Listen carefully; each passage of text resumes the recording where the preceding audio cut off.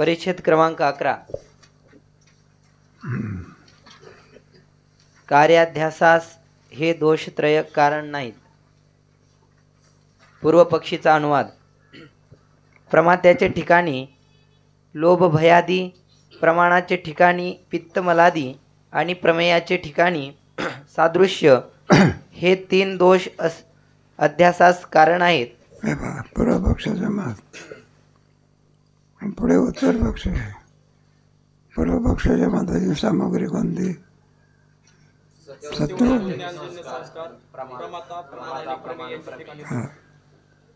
बंद मिथ्या नसून काय. आता आपल्याला काय ठरवायचं आहे? मग तुमची सामग्री आम्हाला मान्य आहे. आमची सामग्री कोणती आहे?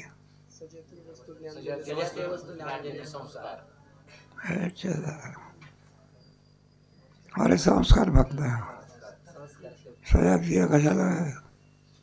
ज्या वेळेला अभ्यास होतो त्यावेळेला संस्कारच असतात.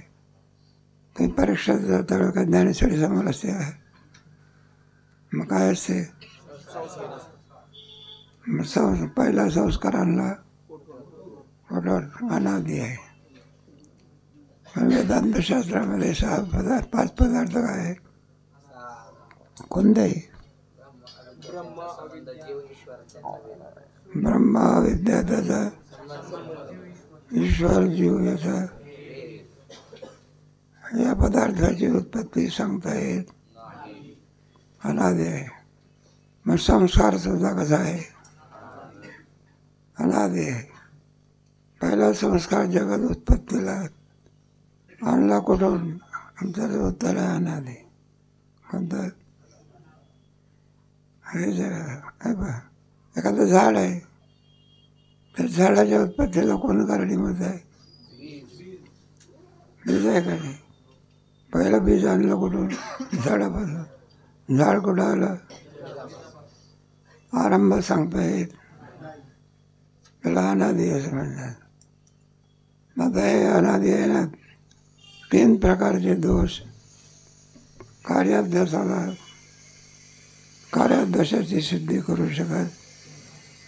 पाहता प्रमेयामध्ये कोणता दोष? सादृश्य. प्रमात्याच्या ठिकाणी, प्रमाणाच्या ठिकाणी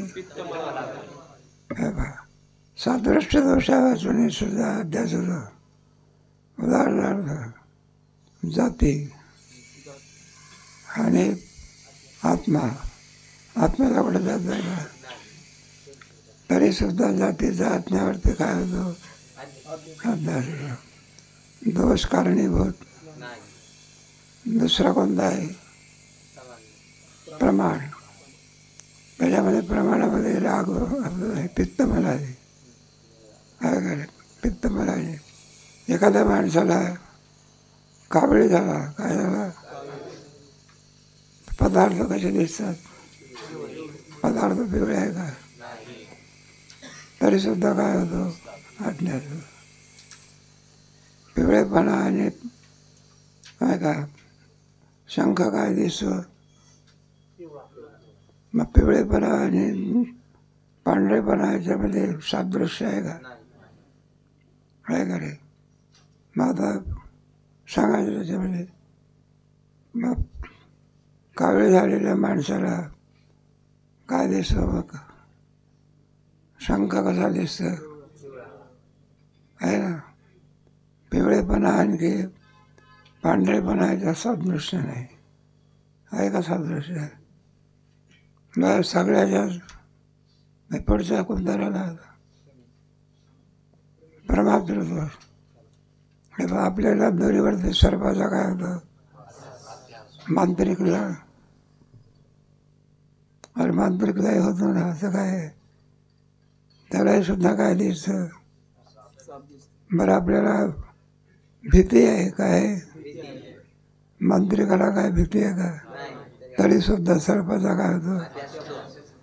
म्हणजे प्रमादा दोषाची काय नाही. तिने दोषाची गरज नाही. संस्कार फक्त आहे. कार्याध्यासाचं काय कारण आहे?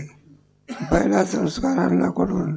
अनादि आहे. काय म्हणून बंधा सत्य नसून काय.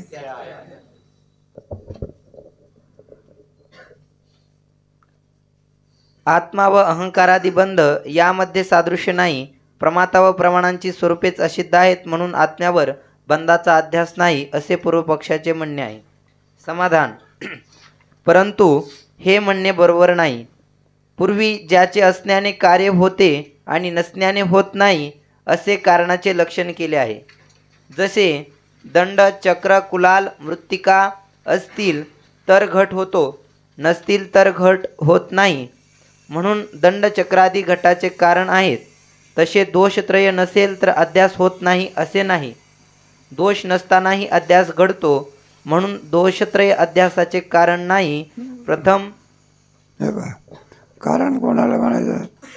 ज्याच्या असण्याने कार्य होते, नसण्याने कार्य होत नाही. तुम्ही ऐकलं आहे की दृष्टांत? एखादं लग्न असलं त्या लग्नाला 2 कारणं होत आहे.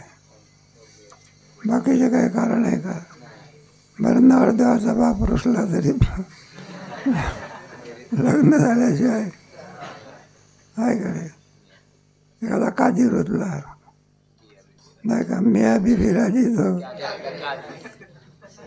आणि त्याच्यातले बरं काय वर नसेल तर, वधू नसेल तर काय करेल? काही याच्यामध्ये जमून जाते बघा. बाकीच्या त्याच्या काही विधी असतात ना, त्या विधीमध्ये एक मामाचा काय असतो विधी असतो, मुलीचा मामा आणि कोण त्यांचा काही विधी असतो. मंगळ कार्य वेळ होऊन राहिलेला असतो. हो मुलीची मामा लवकर लवकर. आता मुलीला मामाच नाही तर कोण मसनातून आणायचं. म्हणजे लोक असतात ना, वेळ होतो. एखाद्या माणसाचं नाव गोविंदा उभे राहते आणि थोड्या वेळापुरतं काय होऊन जाय, मामा होऊन जागे. मग तो थोड्या वेळापुरता काय होतो, बिजी काय होतो, संपन्न होतो. एखाद्याला सांगितलं की थोड्या वेळा करता वर होऊन जातो.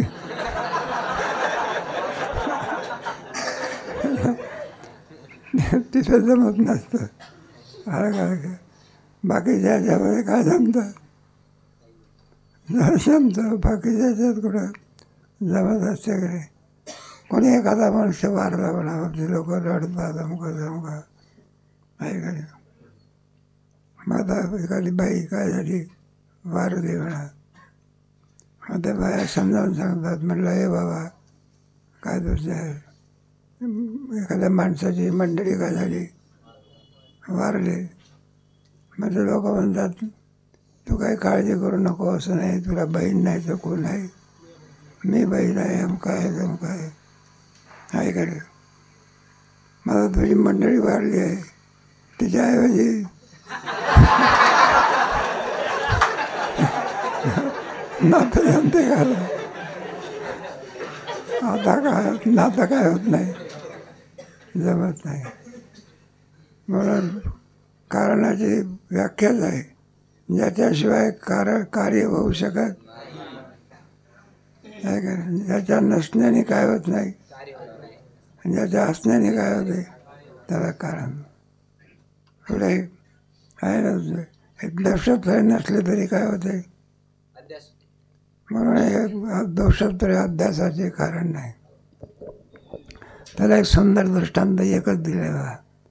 आकाशाच्या ठिकाणी निळेपणाचा काय होतो, आकाशाला निळेपणा आहे का, अध्यास होतो का नाही.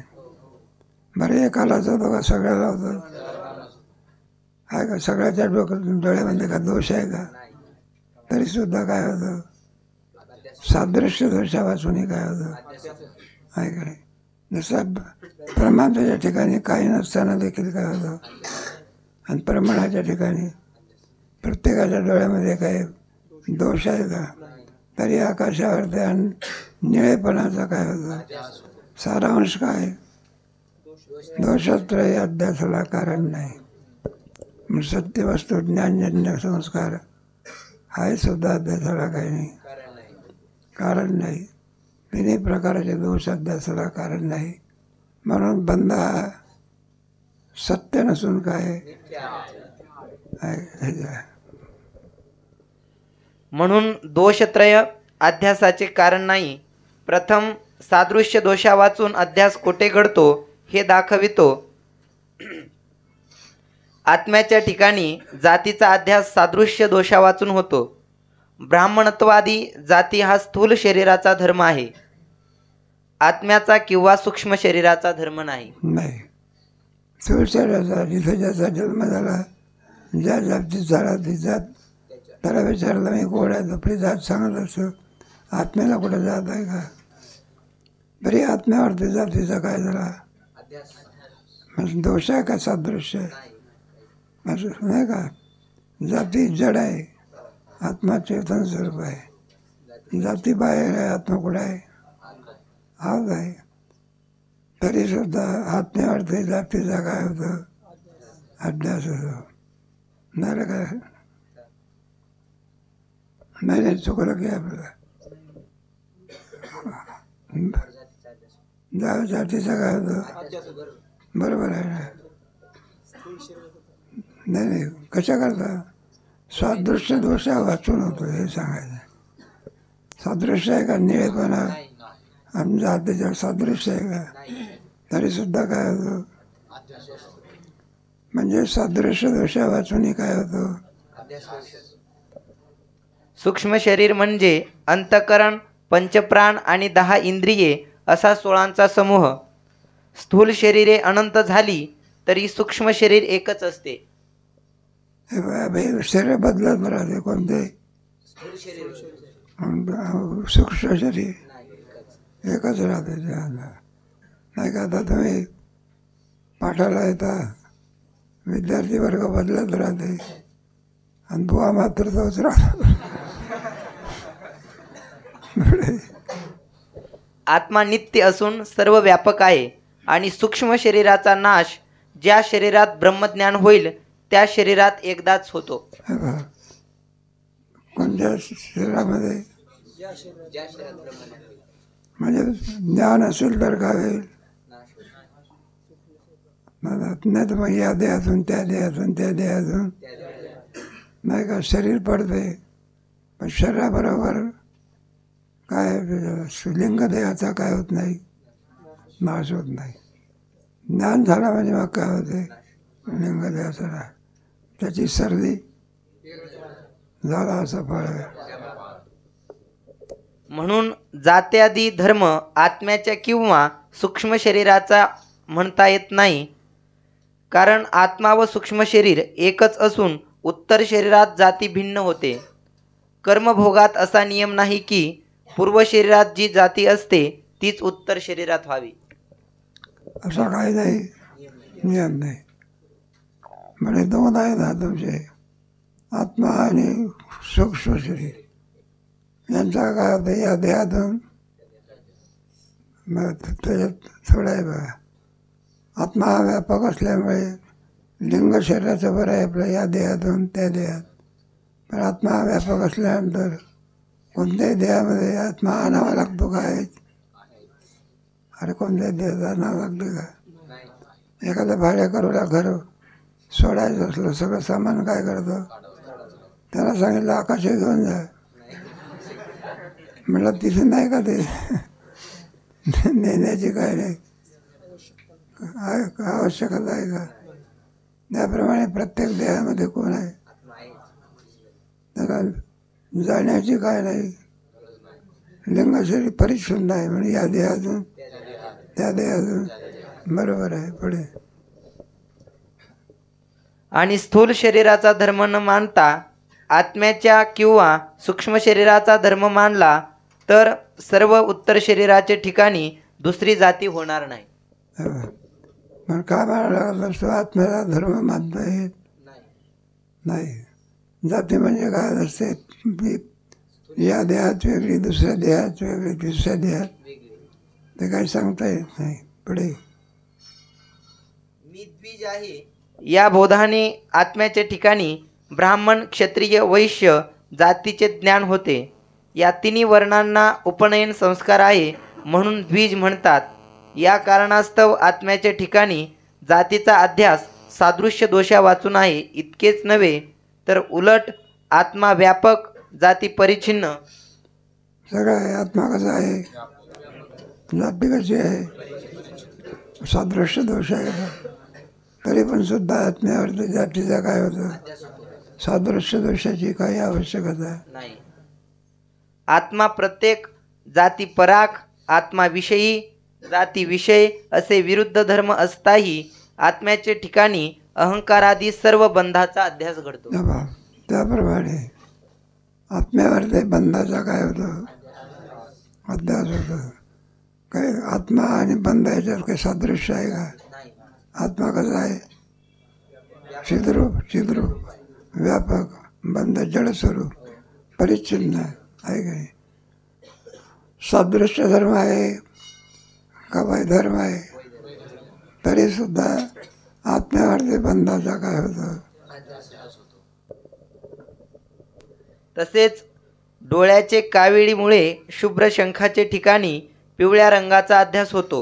सादृश्य दोषावाचा आहे का रे. नाग डोळ्याला काय झाले, मग आपण शंखाकडे जरी पाहिलं, शंखा कसा दिसतो, पिवळा दिसतो का. अरे बा, पिवळेपणा आणि पांढरेपणा ह्याचं सादृश्य आहे का, तरी सुद्धा पिवळेपणाचा शंखावर काय होतो, सादृश्य दोष आहे पडे. आणि मधुर साखरेचे ठिकाणी पित्त दोषामुळे कडूपणाचा अध्यास होतो. साखर कशी आहे, आणि सात दाबाला म्हणजे मग कडूपणा आणि गोडपणा सादृश्य आहे का, तरी सुद्धा साखरेवरती कडूपणाचा काय होतं. याचा तापात सर्वांना अनुभव आहे. वरील पिवळ्या रंगाच्या व कडू स्वादाच्या या दोन दृष्टांतात शंखाच्या पांढऱ्या रंगाचे ठिकाणी किंवा शर्करेच्या मधुरतेचे ठिकाणी सादृश्य दोषा वाचून अध्यास होतो. कोणत्या दोषापासून, सादृश्य दोष अध्यासाला कारण पडे. याकरिता सादृश्य दोष अध्यासाला हेतू नाही. रज्जू सर्प किंवा शुक्तिरजताच्या अध्यासामध्ये सादृश्य असले तरी सर्वच अध्यासात अधिष्ठान व आरोप्य यामध्ये सादृश्य नसते. त्याच्यात समज तिथे मात्र सादृश्य आहे. कुठे, रज्जूवरती सर्पाचा अध्यास होतो. सर्प आहे कसा आहे, लांबट. दोरी सुद्धा कशी आहे, मग लांबटपणाचा काय होतो, लांबटपणामुळे दोरीवरती सर्पाचा काय होतो. आता नाही काय काय विचारलं, म्हणलं का सर्पाचाच अध्यास काय होतो. आपण काय सांगतो, सर्प कसं आहे आणि दोरी कशी आहे. एखाद्या खोडावर मनुष्याचा अभ्यास होतो आहे का, खोड असताना हे आपल्याला होतं, त्याच्यावरती सर्पाचा अभ्यास होतो का, मग कोणाचा अभ्यास होतो, माणसाचा. म्हणून सादृश्य हा दोष असून तो अध्यासाला हेतू आहे असे म्हणणे युक्त नाही. सादृश्य दोष नाही, अभ्यासाला पूर्वपक्षकार म्हणतो सादृश्य दोषा वाचून. कारण आत्मा आणि बंध याच्यामध्ये सादृश्य नाही, म्हणून बंधाचा आत्म्यावरती काय होऊ शकत नाही. मग बंध कसं आहे, सत्य आहे. आपल्याला सांगायचं काय सांगायचं, आत्म्यावरती बंधाचा काय होतो, सादृश्य दोष नसतानाही सुद्धा काय होतं पुढे. या प्रकारे करून सादृश्य दोष अध्यासाला हेतू नाही हे सिद्ध झाले. सादृश्य दोष अध्यासाला काय नाही, एक सिद्धी केली आपण. त्याचप्रमाणे सजातीय वस्तुज्ञानजन्य संस्कार, तिथे फक्त संस्कारच काय आहे आता पुढे. त्याचप्रमाणे प्रमात्याचे ठिकाणी लोभ भयाधिक असणे हे अध्यासास हेतू नाहीत. कारण लोभरहित वैराग्य संपन्न मनुष्यास शुक्तीवर रजताचा, तसेच एखाद्या मांत्रिकास सर्पाचे भय नसले तरी रज्जूवर सर्पाचा अध्यास होतो. तरी सुद्धा सर्पाचा काय होतं? पुढे भीत नाही तो प्रश्न वेगळा आहे. पण लांबटपणामुळे दोरीवर ते सर्पाचा काय होतं? मांत्रिक जरी झाला तरी सुद्धा त्याला दोरीवर ते सर्पाचा काय होतं? फरक कोणता आहे? तो भीत नाही, काय होत नाही. मांत्रिक मनुष्य काय होत नाही. आपण काय होतो? तो हात धरत त्याला सर्पाला जाऊन सांगत असतो का आपण त्याला आमच्या घरी दूध घ्यायला. सर्प म्हटलं की माणसं बरोबर पळायला काय होतात पुढे.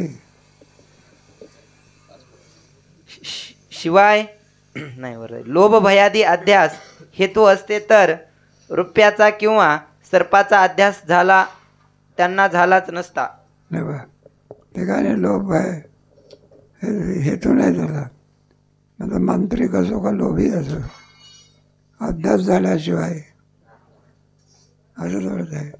आपल्याला जसा अभ्यास होतो तसा मांत्रिकाला सुद्धा काय होतं? फरक कोणता आहे? मंत्र आहे त्याच्याजवळ. काय आहे? त्याच्यामध्ये सर्पाला काय होत नाही. आपण काय होत? पण अभ्यास होतो. काय होतं?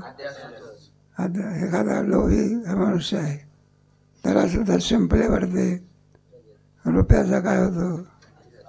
अध्यास होतो. मारावं लागतं ना. त्याप्रमाणे अरे लोभी माणूस आहे का? नाही, लोभी घेतला आहे का? वैराग्यवान. लोभ्यालाही होतो, वैराग्यवानाला सुद्धा काय होतं? जरी वैराग्यवान आहे तरी सुद्धा हां एवढंच आहे, वैराग्यवान घेत नाही, लोभी धावत गेल्याशिवाय. पुढे शिवाय लोभ भयादी विकार हे ज्ञानानंतर उत्पन्न होतात म्हणून त्यांना रुपयाचा किंवा सर्पाच्या ज्ञानोत्पत्तीमध्ये कारण मानणे संभवत नाही. मग अध्यासाच्या बाबतीमध्ये लोभ भयादी पित्तमलादी कारण मानणे काय नाही, संभवत नाही. तरी अध्यास होऊ शकतो. काय होतं? पुढे या प्रकारे करून प्रमात्याचे लोभ भयादी दोष अध्यास हेतू नाहीत हे सिद्ध झाले. म्हणून प्रमाता आणि प्रमाण यांच्या ठिकाणी दोष असो अथवा तरी अभ्यास झाल्याशिवाय राहत नाही, आहे ना. किंबहुना तुम्हाला गेलेला आहे, प्रमाता आणि प्रमाणाची सिद्धीच होत नाही. याचं असं ते हे करतात ना, पूर्वपक्षाचं मत हे आपण खंडन चाललं आहे. आपलं काय चाललं आहे? पण मत सांगते वेळी आपण सांगितलेला 3 दोष असल्याशिवाय काय होत नाही. प्रमाता नाही, प्रमाणे नाही, मग अध्यास होईल. मग सत्यवस्तू ज्ञानजन्य संस्कार नाही, प्रमाता प्रमाणांची सिद्धी होत, असा दृश्य दोष नाही. म्हणून म्हणणं सत्य आहे. पुढे त्याचप्रमाणे प्रमाण दोषही अध्यासास हेतू नाही, कारण सर्व पुरुषांना रूपरहित आकाशाचे ठिकाणी नीलरूपाचा अध्यास होतो. सर्वांच्या नेत्ररूप प्रमाणामध्ये पित्ताचा किंवा तिमिराचा दोष म्हणणे संभवत नाही. सर्वांना भूक लागण्यात जसा दोष नाही तसे सर्वांना आकाश निळे दिसण्यात पित्तादी दोष नाहीत. त्याप्रमाणे आहे ना, दोष आहे ना, दोषापासून सुद्धा काय होतो? अभ्यास होतो. उदाहरणार्थ माणसाला काय लागते?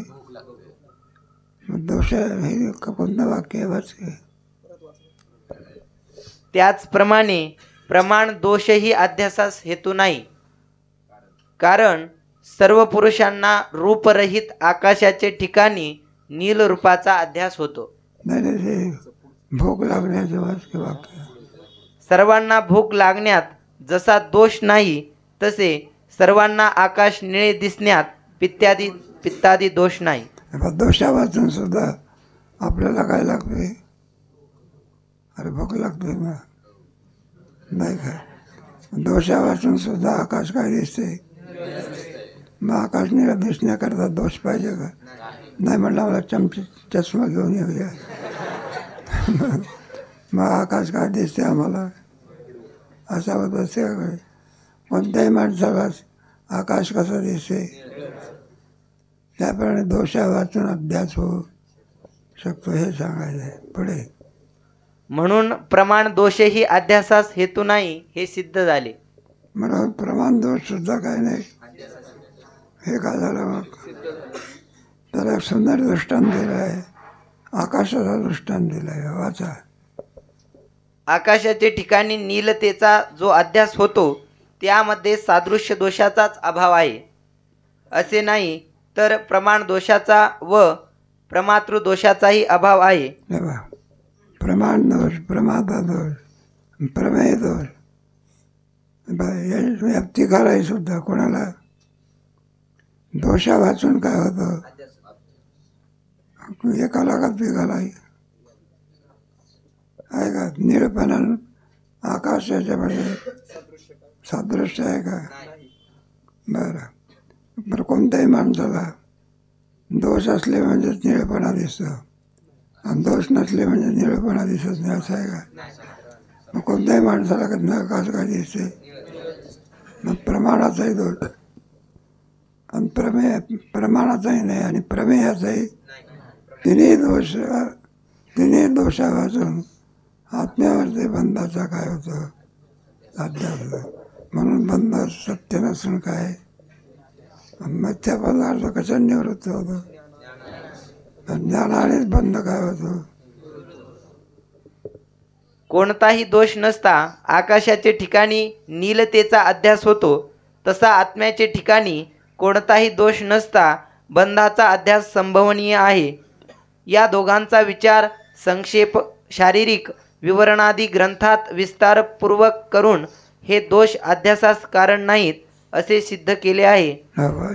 ग्रंथाचं नाव त्या ग्रंथामधून आम्ही थोडक्यात विवरण काय केलं थोडक्यामध्ये सांगितलं आहे. बरं झालं म्हटलं चांगली उपकार केले थोडक्यात. बरं पुढे नाही चांगलं जर समजलं विचारसागरासारखा ग्रंथ हा मोठ्या ग्रंथामध्ये प्रवेश करून देतो. काय करून देतो? प्रवेश करून. हे जर समजलं ते ऋषिकेशला पोरं जातात ना तिथे मग काही शिकतात मग ते पोरच म्हणत असतात म्हणलं गुरुजी नवीन काय सांगता आम्ही वारकरी शिक्षण संस्थेत ऐकलं म्हणतात. कारण हे झालेलंच असते इथे. म्हणजे महाराष्ट्रीयन पोरं भरकन पुढे जातात. आपले तुमचे उत्तर प्रदेशातले पोरं घोकून खरं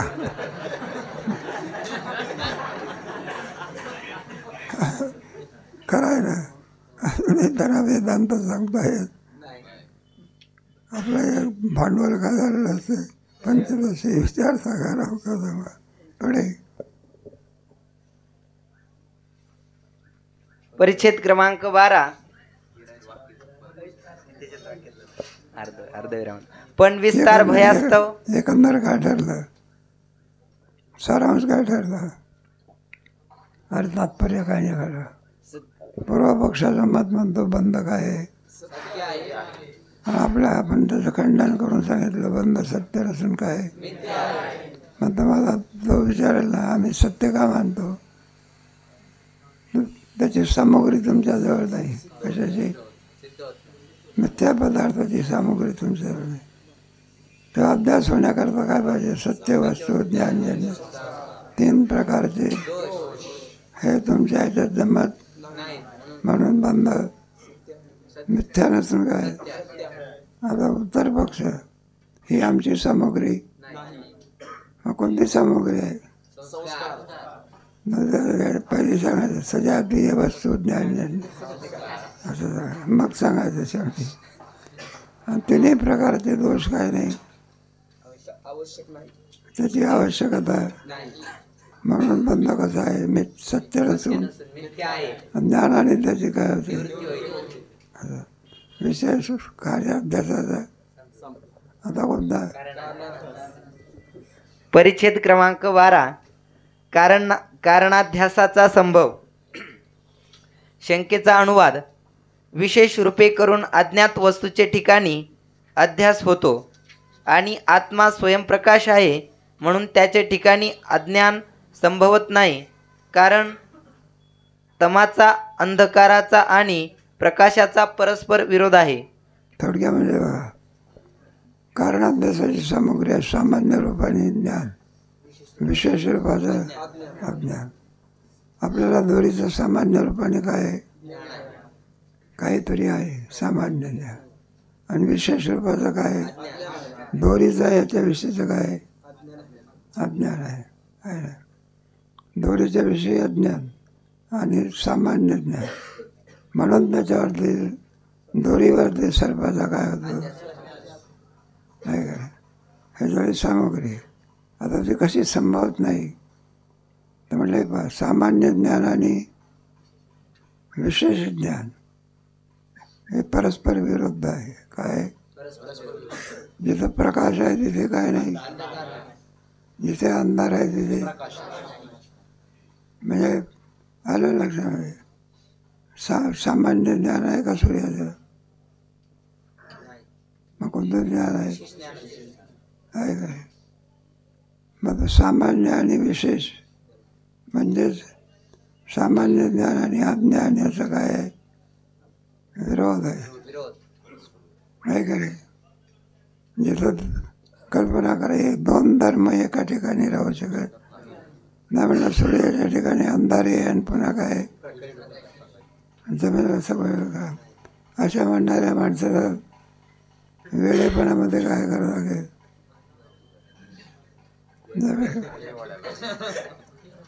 नाही म्हटलं तो पोरगा पासही झाला आणि काय झाला, अरे एक काहीतरी म्हणा की दोन धर्म एका ठिकाणी राहू शकत. कोणी पेढेवाला होता आणि तो वाटायला गेला बा पेढा, वाटायला गेल्यानंतर म्हणला पेढा घ्या पेढा घ्या. मग एका ग्रस्ताने सांगितलं, म्हटलं ज्या अर्थी पेढे वाटलं त्या अर्थी मुलगा झाला असला, आलं का. तर म्हटलं अहो मुलगा नाही झाला, म्हणलं मुलगी झाली असेल. मला मुलगी नाही झाली का तिसरं जन्म,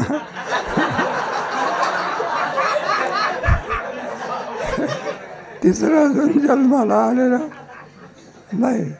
मुलगा नाही तर मुलगी, मुलगी नाही तर पाच नाही तर नापास, नापास नाही तर एका अधिकरणात दोन धर्म राहू शकत आणि एका अधिकरणामध्ये सामान्य आणि विशेष ज्ञान राहू शकत नाही.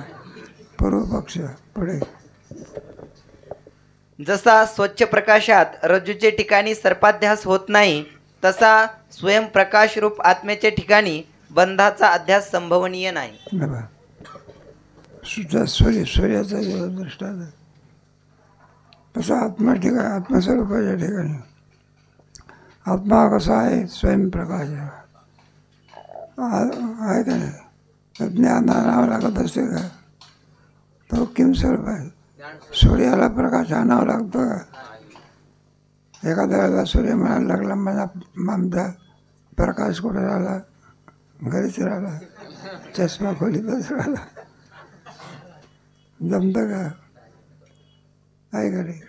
आहे मुलाच्या बाबतीत बरं आहे, खऱ्या टोपी घालून आला नाही, नाही म्हणले महाराज गडबडीमध्ये टोपी कुठं राहिली, घरी राहिली, बरोबर आहे का, घरी राहिली, टोपीचं जमू शकते. आणि म्हणायला लागला म्हणला माझं डोकं कुठं राहिलं, आता डोकं कुठं घरी राहत असते का, कशा करते असं.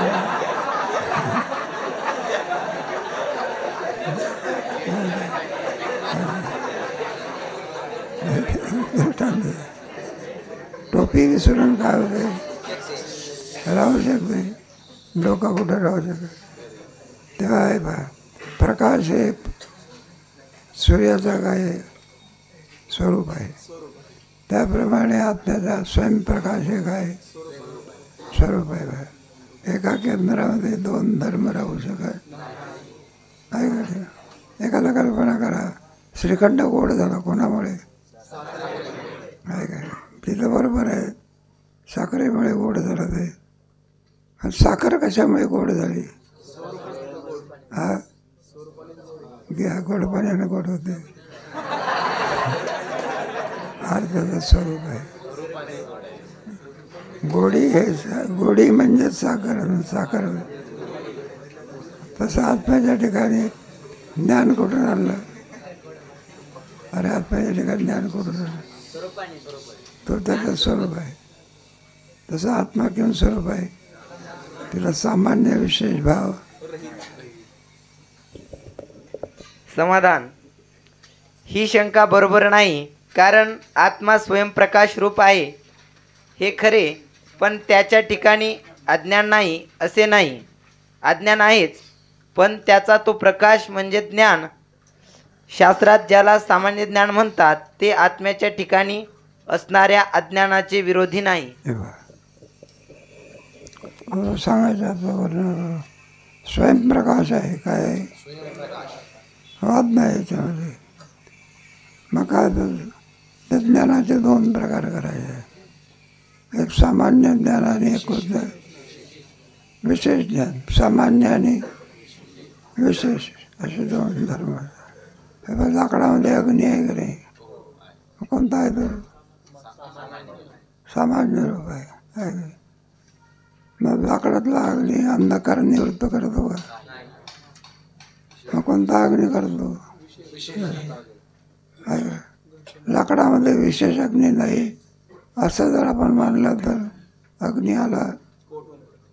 सामान्य रूपाने काय काय बाहेर स्वयंपाक करायचा असला, यजमानाला सांगितलं म्हटलं काय स्वयंपाक करायचा आहे की वेळा याच्याशिवाय स्वयंपाक होऊ शकत.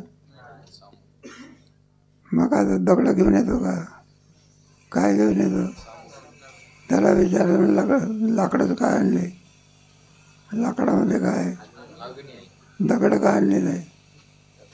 दगडामध्ये कुठे सामान्य अग्नी आहे का?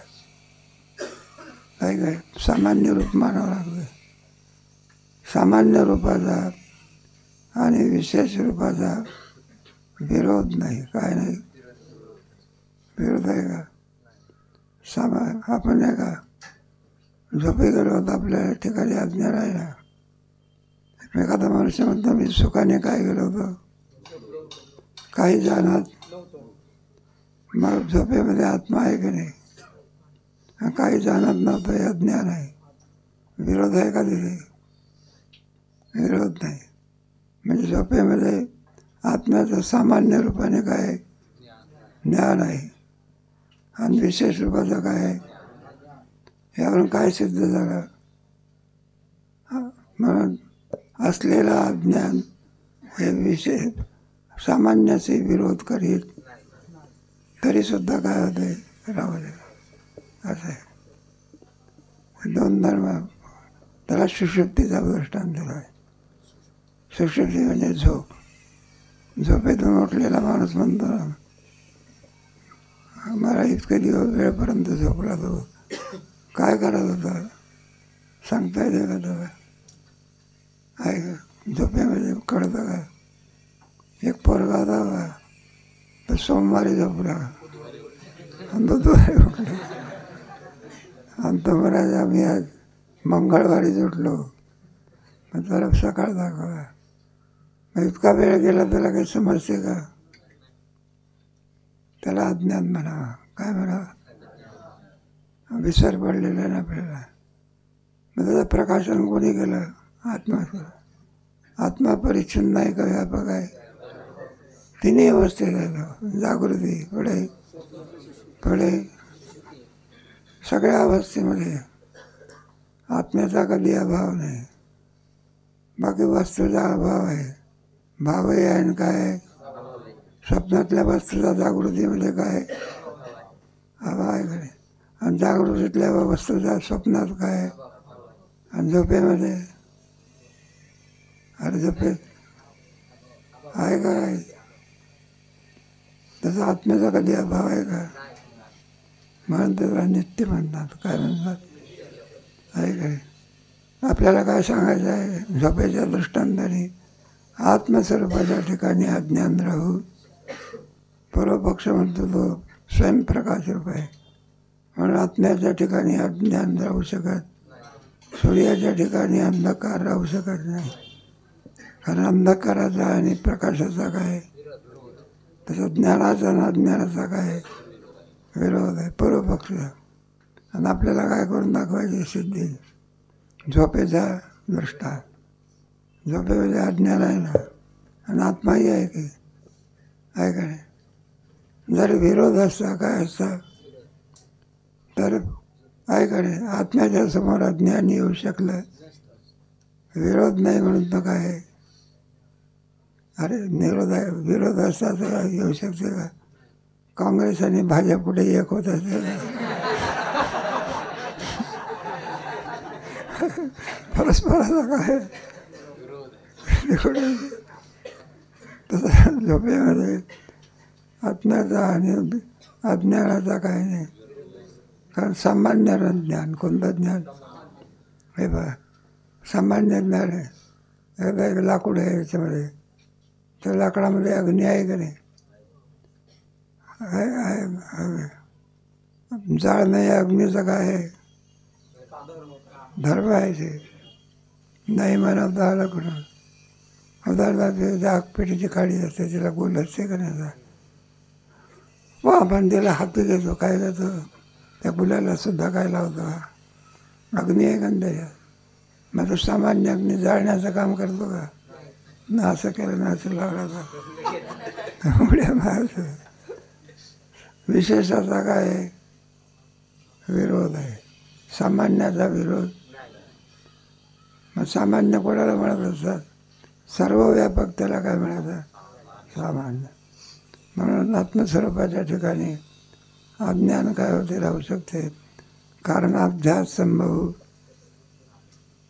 क्रमाक्रमाने काय करायचं आहे सांगायचं आहे, पण त्याचा विचार कधी जाऊ आता.